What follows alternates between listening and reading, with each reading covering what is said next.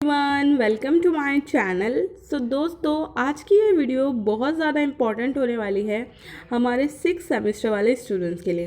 तो दोस्तों, 6 सेमेस्टर वाले स्टूडेंट्स के लिए मैं लेकर आ गई हूँ उनके एजुकेशन सब्जेक्ट का एक इम्पॉर्टेंट क्वेश्चन का आंसर।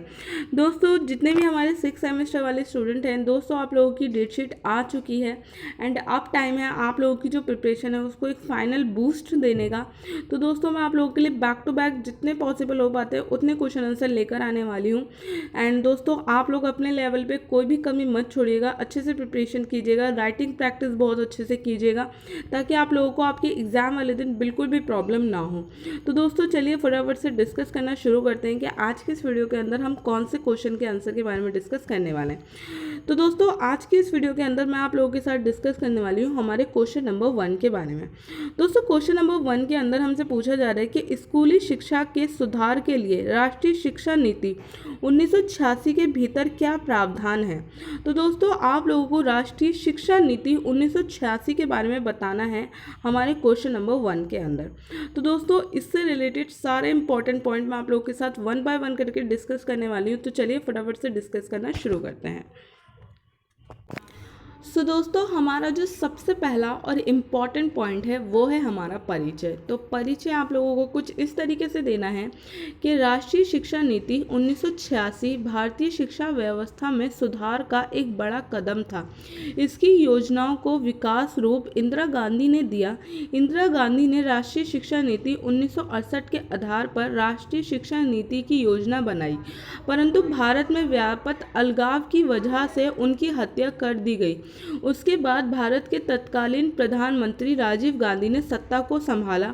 उन्होंने अपनी सरकार के आते ही शिक्षा के क्षेत्र में कई क्रांतिकारी परिवर्तन किए और राष्ट्रीय शिक्षा नीति 1986 उसी का परिणाम है।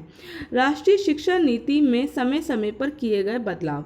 तो दोस्तों, आप लोगों को सबसे पहले एक सिंपल सा परिचय लिखना है। इस तरीके से आप लोगों को ऐसा एक परिचय लिखना है। उसके बाद आप लोगों को जो नेक्स्ट पॉइंट बताना है वो बताना है कि जो हमारी शिक्षा व्यवस्था है वहाँ पे समय समय पर कौन कौन से बदलाव किए गए हैं एंड बेसिकली किन सारी चीज़ों का जो परिणाम है वो राष्ट्रीय शिक्षा नीति 1986 है। दोस्तों, मैं आपको पॉइंट्स को ज़्यादा एक्सप्लेन नहीं करूँगी क्योंकि वीडियो बहुत लॉन्ग हो जाएगी, इसलिए मैं आपको फटाफट से सारे पॉइंट अच्छे से एक्सप्लेन करती हूँ। आप लोगों को सारी चीज़ें समझ आ जाएंगी, बिल्कुल ईजी लैंग्वेज के अंदर यहाँ पे अवेलेबल है आपके लिए सारी चीज़ें।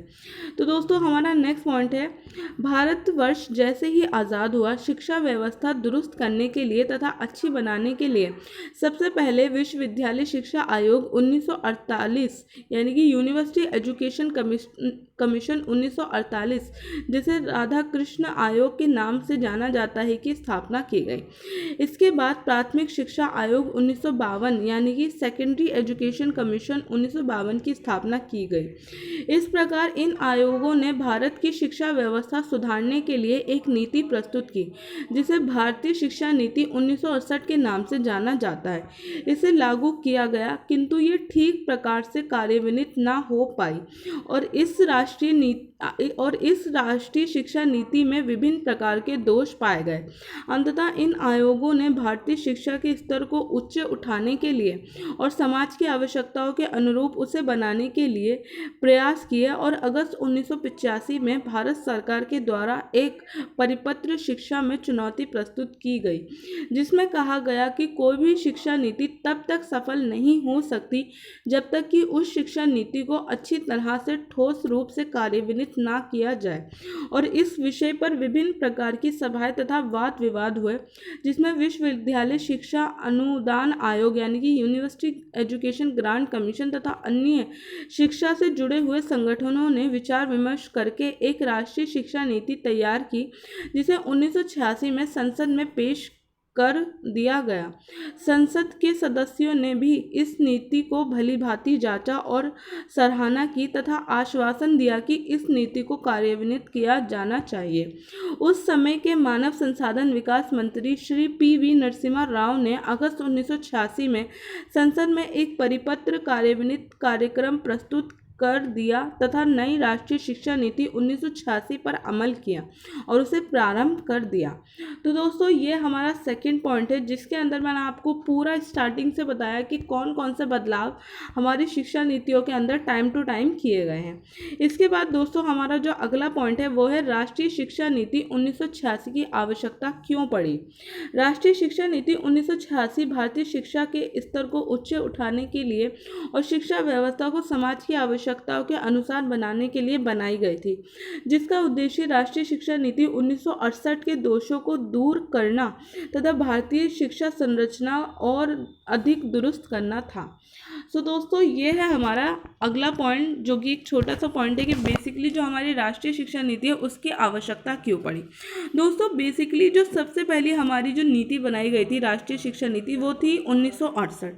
लेकिन दोस्तों 1968 वाली जो शिक्षा नीति थी उसके अंदर बहुत सारी कमियां थी। उन्हीं कमियों को दूर करने के लिए 1986 में नई शिक्षा नीति लाई गई, जिसके बारे में मैं आपको वन बाय वन करके एक्सप्लेन कर रही हूँ। दोस्तों अब बात करते हैं हमारे नेक्स्ट पॉइंट के बारे में, जो कि है राष्ट्रीय शिक्षा नीति 1986 के प्रावधान। सबसे पहला प्रावधान है राष्ट्रीय व्यापी शिक्षा संरचना। राष्ट्रीय शिक्षा नीति 1986 की सबसे प्रमुख विशेषता संपूर्ण देश में एक प्रकार की शिक्षा संरचना होगी, अर्थात ये शिक्षा संरचना 10+2+3+ पर आधारित होगी, जिसमें पहले 5 वर्ष प्राथमिक स्तर, इसके बाद 3 वर्ष उच्च प्राथमिक स्तर, 2 वर्ष प्राथमिक स्तर और अगले 2 वर्ष इंटरमीडिएट स्तर और 3 वर्ष का स्नातक स्तर होगा। तो दोस्तों आप लोगों को ये पहला पॉइंट याद रखना है, ये पहला पॉइंट बहुत इंपॉर्टेंट है। इसके अंदर आपको पूरा अच्छे से मैंने एक्सप्लेन किया है कि राष्ट्रीय शिक्षा नीति 1986 के भीतर क्या क्या बेसिकली प्रावधान थे, उसको किस तरीके से इम्प्लीमेंट किया गया था, क्या क्या चीज़ें उसके अंदर थी। तो ये पॉइंट आपको ध्यान रखना है। इसके बाद दोस्तों हमारा जो अगला पॉइंट है वो है शिक्षा में समानता। शिक्षा सभी के लिए समान होगी। महिलाओं को, अनुसूचित जातियों, अनुसूचित जनजातियों, विकलांगों और अल्पसंख्यकों को जो शिक्षा असमानता थी वह समाप्त कर दी गई। प्रत्येक राज्य बिना किसी धर्म, लिंग, जाति और वर्ग के भेदभाव के बिना सभी वर्गों को समान शिक्षा का अवसर प्रदान करेगा। तो दोस्तों ये है हमारा सेकंड पॉइंट, इसको आप लोगों को अच्छे से ध्यान रखना है। इसके बाद हमारा थर्ड पॉइंट है राष्ट्रीय व्यापी पाठ्यक्रम की संरचना। राष्ट्रीय शिक्षा नीति 1986 में सभी राज्यों के लिए एक समान पाठ्यक्रम की सिफारिश की गई, जो राष्ट्रीय मूल्यों और राष्ट्रीय एकता को विकसित करेगा और देश की संस्कृति के प्रति चेतना भी जागृत होगी, जबकि पाठ्यक्रम निर्माण में राज्यों और केंद्र दोनों के पास अधिकार सुरक्षित रहेंगे। तो दोस्तों ये है हमारा थर्ड पॉइंट, इसको आपको ध्यान रखना है। इसके बाद है हमारा फोर्थ पॉइंट, जो कि है प्राथमिक शिक्षा का सार्वभौमिकरण। राष्ट्रीय शिक्षा नीति 1986 की विशेषताएं ये रही हैं कि सन 1990 तक 6 वर्ष से 11 वर्ष तक के आयु वाले सभी बालक बालिकाओं तथा 1985 तक 11 वर्ष से 14 वर्ष के सभी बालक बालिकाओं को निःशुल्क और अनिवार्य शिक्षा प्रदान की जाएगी। प्रत्येक राज्य ये सुनिश्चित करेगा तथा इसे कठोरता से लागू करेगा। तो दोस्तों ये आप लोगों को ध्यान रखना है। 4 पॉइंट सार्वभौमिकरण कर दिया गया शिक्षा नीति का, यानी कि जो हमारे 11 से 14 साल तक के बच्चे हैं उनके लिए प्रावधान कर दिए गए कि उन्हें फ्री एजुकेशन दी जाएगी। तो ये पॉइंट आपको ध्यान रखना है। इसके बाद हमारा अगला पॉइंट है महिला शिक्षा। सभी क्षेत्रों में महिलाओं को समानता का अधिकार दिलाने का प्रयास। प्राथमिक शिक्षा तथा अन्य विद्यालयों के अतिरिक्त शिक्षक के रूप में भी महिलाओं की नियुक्ति विभिन्न संस्थानों पर तकनीकी और व्यावसायिक शिक्षा में महिलाओं की भागीदारी सुनिश्चित की जाएगी, जिससे पुरुष और महिला दोनों में ही किसी प्रकार का भेदभाव ना हो सके। तो दोस्तों वुमेन्स एजुकेशन को बहुत ज़्यादा प्रमोट किया गया है इसके अंतर्गत। इसके बाद हमारा अगला पॉइंट है व्यावसायिक शिक्षा। राष्ट्रीय शिक्षा नीति 1986 में +2 के स्तर पर व्यावसायिक शिक्षा पाठ्यक्रम समाहित किया जाएगा, अर्थात शिक्षा को रोजगार से जोड़ने का प्रयास शिक्षा नीति में किया जाएगा, जिसे कुशल युक्त जनशक्ति तैयार हो सके तथा उच्च स्तर की शिक्षा में भीड़ को बहुत ही कम किया जा सके। तो दोस्तों ये पॉइंट आपको ध्यान रखना है, ये पॉइंट भी आप लोगों के लिए इम्पॉर्टेंट है। 6 पॉइंट। इसके बाद दोस्तों जो हमारा अगला पॉइंट है वो है हमारा 7 point operation black board. Operation black board के अंतर्गत ऐसे विद्यालय जिन विद्यालयों के पास ना तो ठीक प्रकार से भवन है और ना ही शैक्षिक उपकरण है, सभी प्रकार की ज़रूरत संबंधी सामग्री और आवश्यक उपकरण प्रदान किए जाएंगे। उनके लिए भवनों की मरम्मत तथा नए भवन बनाए जाएंगे। जहां पर शिक्षकों की आवश्यकता है वहां पर महिला शिक्षक भी नियुक्त किए जाएंगे। महिलाओं को विकास कार्यक्रम के रूप में लाया जाएगा। तो दोस्तों ये हमारा 7 पॉइंट है, इसको आप लोग ध्यान रखना इम्पॉर्टेंट है, ऑपरेशन ब्लैक बोर्ड। इसके बाद दोस्तों हमारा जो अगला पॉइंट है वो है हमारा 8 नंबर का पॉइंट, जिसके अंदर बताया गया पिछड़े वर्गों के लिए शिक्षा। जो बच्चे पिछड़े वर्गों के अंतर्गत आते हैं वह अशिक्षित हैं, उनके लिए छात्रावास और आश्रमों की व्यवस्था की जाएगी, जहां पर उन्हें निःशुल्क भोजन, पाठक पुस्तकें प्रदान की जाएंगी। जो बच्चे आदिवासी क्षेत्रों से आते हैं उनके लिए जीवन शैली के अनुसार पाठ्यक्रम की व्यवस्था होगी। आदिवासी जनजाति के बच्चे अपनी भाषा और संस्कृति की रक्षा के लिए विशिष्ट विद्यालयों में प्रवेश दिया जाएगा। दोस्तों ये पॉइंट आप लोगों को ध्यान रखना है। अगला पॉइंट है हमारा अध्यापक प्रशिक्षण।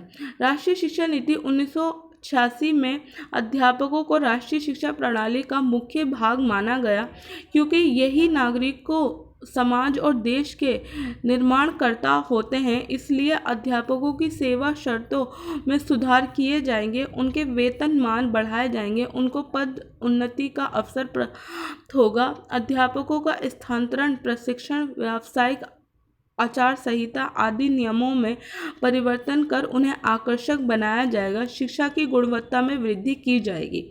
तो दोस्तों ये हमारा 9th पॉइंट है, इसको भी आप लोगों को अच्छे से ध्यान रखना है। इसके बाद है दोस्तों हमारा 10 नंबर का पॉइंट, वो है नवोदय विद्यालय। राष्ट्रीय शिक्षा नीति 1986 के अंतर्गत नवोदय विद्यालय स्थापित किए गए, जिनमें फैंस पेंटिंग स्कूल या गति निर्धारक स्कूल भी कहा जाता है। देश के प्रत्येक जिले में एक नवोदय विद्यालय और मॉडर्न स्कूल स्थापित होगा, जो पूरी तरह से आवासीय और निःशुल्क शिक्षा की व्यवस्था प्रदान करेगा। इस विद्यालय में ग्रामीण और पहाड़ी क्षेत्रों के प्रतिभाशाली बालकों को पढ़ने की सुविधा दी जाएगी, जिसमें अनुसूचित जाति तथा जनजाति के लिए विशेष आरक्षण होगा। इन विद्यालयों में 20% बालिकाओं को एक प्रदेश से दूसरे 20% बालकों को एक प्रदेश से दूसरे प्रदेश में भी भेजा जा सकता है, जिससे राष्ट्रीय एकता, सहयोग, सद्भावना, संबुद्धता की भावना सुनिश्चित होगी। तो दोस्तों ये पॉइंट भी आप लोगों को ध्यान रखना है। 10 नंबर का पॉइंट है, इम्पॉर्टेंट है नवोदय विद्यालय के बारे में। इसके बाद हमारा जो अगला पॉइंट है वो है खुला विश्वविद्यालय और दूरस्थ अध्ययन। राष्ट्रीय शिक्षा नीति 1986 के अंतर्गत ओपन यूनिवर्सिटी यानी कि डिस्टेंस एजुकेशन की भी व्यवस्था की गई। इसके लिए इंदिरा गांधी राष्ट्रीय विद्यालय खोला इसके लिए इंदिरा गांधी राष्ट्रीय खुला विश्वविद्यालय को अधिक मजबूत किया जाएगा तथा खुले विश्वविद्यालय स्थापित किए जाएंगे। ऐसे विश्वविद्यालय जो कर्मचारी कहीं पर कार्यरत हैं और जिनकी शिक्षा बीच में ही छूट गई है के लिए उपयोगी होंगे। लोग घर पर ही पत्राचार के माध्यम से शिक्षा प्राप्त कर पाएंगे। दिल्ली, हैदराबाद, कोटा, नालंदा,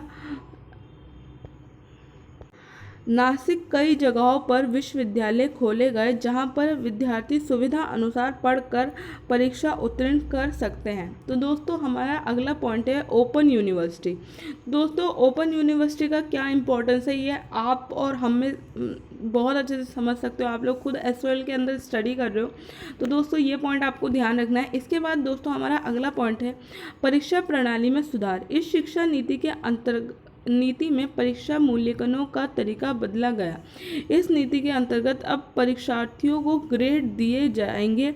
ग्रेड स्तर मूल्यांकन के बाद दिए जाएंगे। इसमें शिक्षक के अतिरिक्त अन्य पक्षों का भी मूल्यांकन होगा, जिसमें विभिन्न प्रकार की समयास्क परीक्षाएं निर्धारित होंगी और विद्यार्थी अपने अध्ययन के अनुसार सम्मिलित होंगे। तो दोस्तों ये हमारा लास्ट पॉइंट है परीक्षा प्रणाली में सुधार। दोस्तों मैंने आपको टोटल 12 पॉइंट बताए हैं एंड दोस्तों ये 12 पॉइंट बहुत इंपॉर्टेंट है आप लोगों के लिए। इनको आप लोग अच्छे से ध्यान रखिएगा एंड इनको कई बार आप लोग रिवाइज कीजिएगा। दोस्तों यहाँ पे हमारा आंसर फिनिश होता है। लास्ट में आप लोगों को एक निष्कर्ष ज़रूर लिखना है। निष्कर्ष मैंने आप लोगों के लिए इसलिए मेंशन नहीं किया है, मैं चाहती हूँ आप लोग निष्कर्ष खुद से रेडी करें ताकि ये पूरा क्वेश्चन आप लोगों के माइंड के अंदर अच्छे से क्लियर हो जाए। एंड उम्मीद करती हूँ दोस्तों कि ये वीडियो आप लोगों के लिए बहुत ज़्यादा हेल्पफुल रही होगी। अगर ये वीडियो आप लोगों के लिए हेल्पफुल रही है तो दोस्तों प्लीज़ इस वीडियो को लाइक कीजिएगा, शेयर कीजिएगा एंड चैनल के ऊपर आप लोग पहली बार आए हो तो चैनल को सब्सक्राइब करना मत भूलिएगा। तो दोस्तों मिलती हूँ मैं आप सबसे नेक्स्ट वीडियो के अंदर, तब तक के लिए थैंक यू सो मच।